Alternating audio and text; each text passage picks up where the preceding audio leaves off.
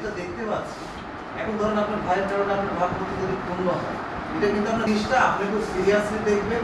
আপনার সাথে আরো আগে আমাদের এই বিষয়ে যদি আমাদের ব্যক্তি হয়, তাহলে আপনার সাথে আমরা সাক্ষাৎ করবো, কথা বলতে বিষয়টা আপনি একটু শক্ত হয়ে যান। কিন্তু আমরা সাংবাদিক আরো তৎপর হব, আপনার ইমেজে কোনো ইয়ে না, এটা পাবে না। ওরা ভাববে যে আবার ঠিক আব্দুল আহমদ আব্দুল যাই করছেন এখানে সে ওপেন নেতৃত্ব দিতে আসছে তার ভাই আমরা সবাই অবশ্যই এটা ইউনো রক্ষা করবে, সাংবাদিক রক্ষা করবে, আপনারা রক্ষা করবেন। এগুলো বাইরে করে চলেন, আমরা সবাই সরজমিন যে আমার নম্বরটা তাহলে আপনি একটু কষ্ট দিলে আপনার নম্বরটা 019990382 এই কথা তো গত সংবাদ সম্মেলনের কথা।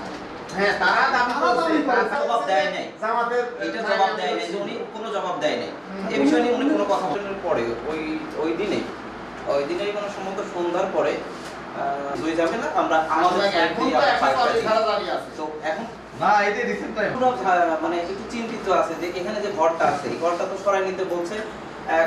আমি বর্তমান বাংলাদেশ জামাত ইসলামের জগন্নাথপুর ইউপি শাখার আমির হিসাবে দায়িত্ব পালন করছি। অত্যন্ত দুঃখের ও পরিতাপের বিষয় হচ্ছে গত কয়েকদিন যাবৎ একটি বিষয় নিয়ে সামাজিক যোগাযোগ মাধ্যম ও বিভিন্ন মিডিয়ায় আমার বিষয় ভুল ও অসত্য তথ্য প্রচারের চেষ্টা চালানো হচ্ছে।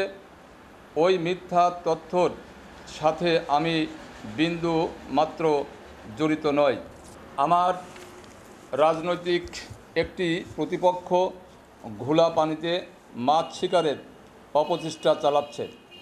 তারা আমাদের গ্রামের একটি ক্লাবের জমিজমা সংক্রান্ত ব্যাপারে আমাকে সম্পৃক্ত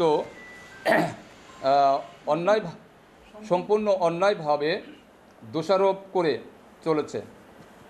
ওই শাপলা ক্লাবের উন্নয়ন সমৃদ্ধি আমিও সব সময় কামনা করি, কিন্তু দুঃখজনক হলেও সত্য, ক্লাবের জমির কিছু অংশ বিক্রয় ও দখল সংক্রান্ত বিষয় আমাকে জড়িয়ে মিথ্যা তথ্যাদি আপনাদের নিকট দেয়া হচ্ছে, যে আমি এর তীব্র নিন্দা ও প্রতিবাদ জানাচ্ছি।